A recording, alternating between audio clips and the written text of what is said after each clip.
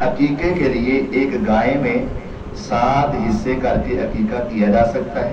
نہیں، عقیقے کے لیے چھوٹا جانور ہونا ضروری ہے۔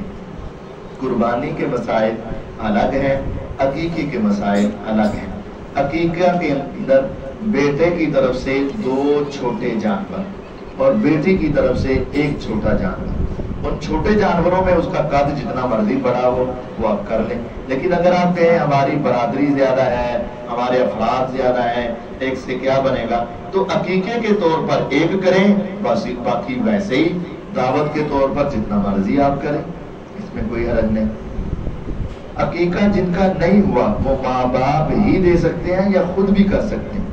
جس کا عقیقہ نہیں ہوا اب اس کے پاس استطاعت ہے تو خود اپنا عقیقہ کرے، اپنا عقیقہ خود بھی کر سکتے ہیں، کوئی حرج نہیں۔ سفر میں قصر نماز کا حکم کیا ہے؟ کہا جاتا ہے کہ اگر بیٹی ماں کے گھر میں آئے تو پوری نماز ادا کرے گی، اگر تو بیٹی کا اس گھر میں حصہ ہے، وراثت ہے، تو وہ اپنے گھر میں آئی ہے، اپنی جگہ پر آئی ہے تو پوری پڑے گی، اور اگر ویسے ملنے کے لیے آئی ہے، وراثت تقسیم ہو چکی ہے اور اب اس کا یہاں حصہ نہیں ہے، رشتہ داری تو ہے لیکن حصے داری نہیں ہے، تو پھر وہ مسافر ہے اور قصر نماز پڑھے گی۔ سفر میں قصر نماز پڑھنا مستحب ہے، زیادہ ثواب ہوتا ہے قصر نماز پڑھنے سے۔ 3 دن کے اعتکاف پر بیٹھا جا سکتا ہے؟ جی ہاں، اعتکاف ایک ہے مسنون، رسول اللہ صلی اللہ علیہ وسلم کا مسنون اعتکاف 10 دن کا ہے۔ ایک ہے جائز اعتکاف۔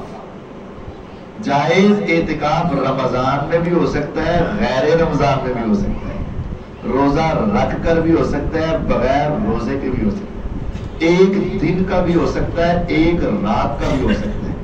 سیدنا عمر رضی اللہ تعالیٰ عنہ حضور کو فرمایا کہ میں نے نظر مانی تھی کہ میں 1 رات کا اعتکاف کروں، تو آپ نے فرمایا اوفی بنظرک، اپنی نظر پوری کرو، اعتکاف کرو۔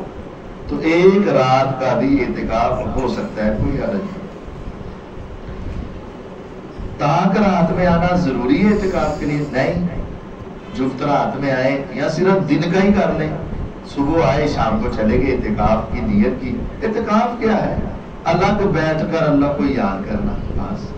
تو آپ 1 دن کا اعتکاف کریں، رات کا کریں، جفت کا کریں، تاک کا کریں، جس کا مرضی کریں، کوئی حرج نہیں۔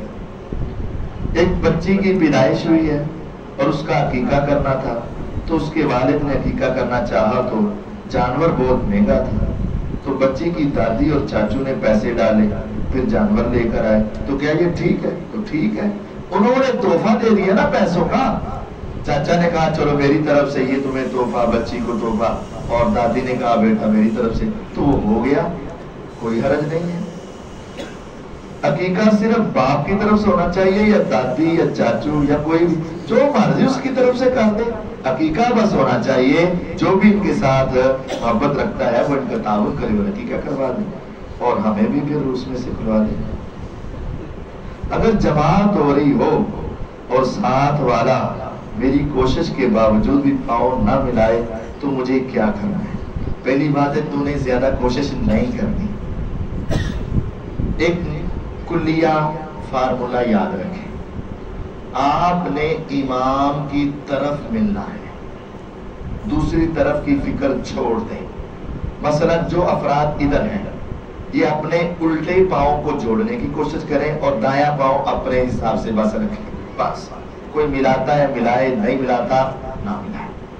یہ بایاں پاؤں آپ کی ذمہ داری ہے، امام کے دائیں جانب اور بایاں پاؤں آپ کی ذمہ داری اور دائیں کی آپ کو فکر نہیں کرنی چاہیے۔ ہر کوئی اپنا بایاں پاؤں ملائے بس، اور جو الٹی جانب والے ہیں وہ دایاں پاؤں ملائیں، اور دایاں پاؤں بھی اگر کوئی نہیں ملا رہا آپ کے ساتھ تو آپ نے 1 مرتبہ بس ملانا ہے، اتمام حجت کے لیے اپنا حق ادا کرنا۔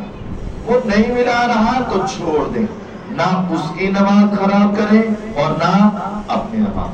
وہ غلطی کرے گا تو اس کا معاملہ اس کے ساتھ ہے، نہ تو اس کے پاؤں پر پاؤں چڑھانا ہے، نہ اسے پاؤں مارنا ہے، اور نہ ساری نماز میں اس کی فکر کر کے اپنی ٹانگیں کھولتے رہنا، ایسا نہیں۔ بس آپ نے 1 مرتبہ ملانا ہے، ملاتا ہے ملائے، نہیں ملاتا نہ ملائے۔ آپ نے کوشش کی، آپ کی نماز درست ہو گئی، اس نے کوشش نہیں کی، اس کی نماز میں کمی ہو گئی، لیکن آپ نے تکے نہ نہیں ملانا۔ تو پھر بسا اوقات نا دوسری طرف سے بھی وہ بندہ جذبات میں آ جاتا ہے، وہ ملاتا جاتا ہے، کھولتا جاتا ہے، وہ اپنے سے گرتا جاتا ہے، بالآخر اس کے پاؤں آپس میں مل جاتے ہیں اور تیرے پاؤں جمناسٹک ہو جاتی ہے۔ تو یہ نماز نہیں ہے۔ نماز میں کسی کو تنگ نہیں کرنا، نماز میں کسی کو پریشان نہیں کرنا، بس آپ نے اپنا خیال رکھنا ہے، ایک مرتبہ ملائے جو آپ کا حق ہے، اس کے بعد کسی کو پریشان نہ کریں، کسی کو تنگ نہ کریں۔ اور کچھ سوال ہے؟ سبحانک اللہم و بحمدک اشہد ان لا الہ الا انت استغفرک۔